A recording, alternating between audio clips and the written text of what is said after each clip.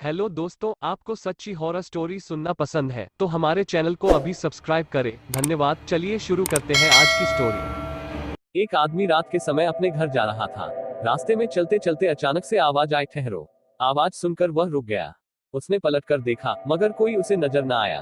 वह वापस फिर अपने रास्ते पर चल दिया। आवाज दोबारा उभरी, कहाँ जा रहे हो, रुक जाओ। वो व्यक्ति रुक गया। वो जिस रास्ते पर जा रहा था उस रास्ते के एक तरफ दूर तक घनेरे वृक्ष लगे हुए थे। आवाज वहीं से गूंजी थी। उस व्यक्ति ने उन्हीं घनेरों वृक्षों की ओर दृष्टि दौड़ाई। तभी कहा गया, घबराओ मत, तुम्हें कोई नुकसान पहुंचाने के लिए नहीं रोका गया है, बल्कि इसमें तुम्हारे फायदे की ही बात है। तुम कौन हो, उस व्यक्ति ने पूछा। यह सवाल अभी मत करो, पर तुम मुझे दिखाई क्यों नहीं दे रहे हो? फिक्र मत करो, बहुत जल्दी मैं तुम्हारे सामने प्रकट हो जाऊंगा। तुम मुझे अपना नाम बताओ। मेरा नाम सुभाष गौड़ है। सुभाष, ध्यान से देखो उस जमीन को जो तुम्हारी आंखों के सामने है। उस जमीन के किसी एक हिस्से पर तुम्हें कुछ चमकता नजर आएगा।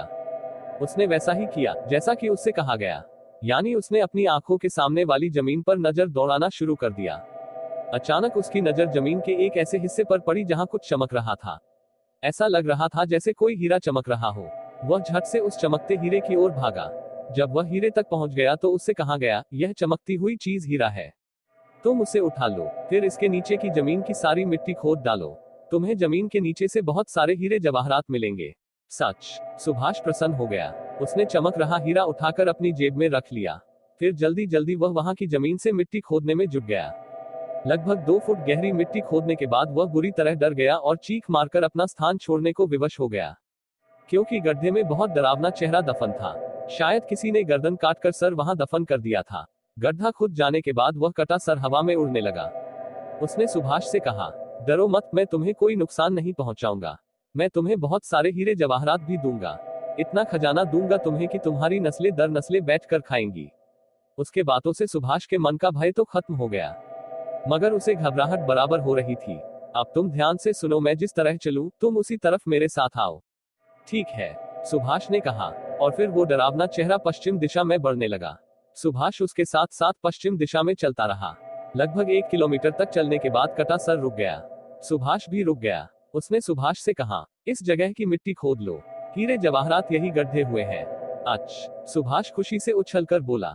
फिर उसने जल्दी जल्दी वहां की मिट्टी खोदना शुरू कर दी। मिट्टी खोदते खोदते उसे वहां से हीरे जवाहरात तो नहीं मिले, मगर सरकटा धड़ अवश्य नजर आ गया, वो भी बहुत डरावना। उसे देख सुभाष चीखकर अपना स्थान छोड़ वहां से दूर हो गया। तभी हवा में ठहरी उस डरावनी शक्ल ने कहा, डरो मत, यह मेरा शरीर है। सुभाष सूखे पत्ते की तरह थर थर कांप रहा था।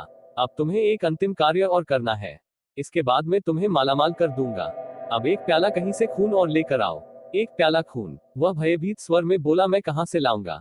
कहीं से भी, यह काम मेरे बस का नहीं है। उसने साफ इनकार किया।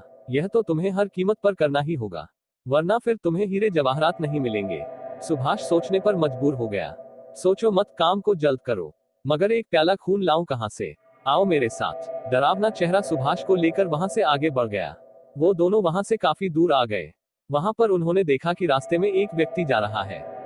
उसी समय डरावनी शक्ल ने कहा, इस आदमी का खून ले लो। मगर कैसे? इसके शरीर का कोई भी अंग काट दो, लेकिन यह मुझे देख लेगा। अगर इसने मुझे पहचानते हुए पुलिस में रिपोर्ट कर दी तो मुसीबत आ जाएगी। तो फिर एक काम करो, क्या इसे जान से मार दो? नहीं नहीं, सुभाष डर गया। क्यों? यह मुझसे नहीं होगा। कोशिश करो, सब होगा। नहीं, मैं इसे नहीं मारूंगा। तुम्हें इसे मारना ही होगा। मैं किसी कीमत पर इसे नहीं मारूंगा। अगर तुमने इसे खत्म नहीं किया तो ध्यान रखो, मैं तुम्हें इतनी बड़ी मुसीबत में फंसा दूंगा कि पूरे जीवन बैठकर रोओगे। मुझे माफ कर दो, मैं इस आदमी को नहीं मार सकता। सुभाष गिड़गिड़ाने लगा। जल्दी करो सुभाष, कहीं ऐसा ना हो कि किसी और की मुसीबत तुम्हारे गले पड़ जाए। पर तुम 1 प्याला खून का करोगे क्या? मैं 1 प्याला खून की बगैर जीवित नहीं हो सकता। मुझे जिंदा होने के लिए 1 प्याला खून हर कीमत पर चाहिए। सुभाष सोचने लगा। देर मत कर मूर्ख, डरावनी शक्ल ने क्रोधित स्वर में कहा। जल्दी जाकर उसे खत्म कर। इसी के साथ डरावनी चेहरे ने जादू से सुभाष को 1 खंजर व 1 प्याला दिया। खंजर संभाल सुभाष उस व्यक्ति की ओर बढ़ा जो रास्ते से गुजर रहा था। शीघ्रता के साथ सुभाष ने उस व्यक्ति का गला काट उसे खत्म कर दिया। इसके घाव से बहते खून का प्याला भर वह डरावनी शक्ल के पास आ गया। डरावना चेहरा प्रसन्न होकर उसे अपने साथ वापस अपने शरीर के पास ले गया। वहां पहुंचकर बोला, इस खून को मेरे शरीर पर डाल दो। इसके कथनानुसार सुभाष ने खून उसके शरीर पर उंडेल दिया। इसी के साथ शरीर उठकर खड़ा हुआ और तुरंत कटी गर्दन उस पर जुड़ गई। वह तो एक भूत तैयार हो गया था। अब सुभाष की हालत खराब होनी शुरू हो गई थी। उस भूत को देख वो बहुत घबराने लगा था। भूत ने उसका उपहास उड़ाने जैसे मजाकिया अंदाज में उसकी तरफ देखा। साथ ही डरावने ढंग में कहा, खून का एक प्याला मुझ पर उड़ेलकर तूने अपनी ही नहीं बल्कि पूरे शहर की मौत को दावत दे डाली है। इतना सुन सुभाष के शरीर ने पसीना उगल दिया। वह तुरंत अपना स्थान छोड़कर वहां से भागा। उसी समय उछाल भरकर भूत ने उस पर झपट्टा मारा व उसे जमीन में गिरा दिया। कहा, मुझे बहुत भूख लगी है, मैं तेरा मांस खाऊंगा, मुझे छोड़ दो, मुझे जाने दो। तुम मुझे नहीं मार सकते। मार सकता हूं तुझे, क्योंकि तूने ही तो मुझे एक प्याला खून दिया। न तू मुझे एक प्याला खून देता और न ही मैं जिंदा होता। अब तो तुझे मरना ही होगा। इसी के साथ भूत ने अपने नुकीले दांत उसके गले में घुसाकर उसे खत्म कर दिया। फिर वह बारी बारी उसका शरीर को जगह जगह से उधेड़कर खाने लगा।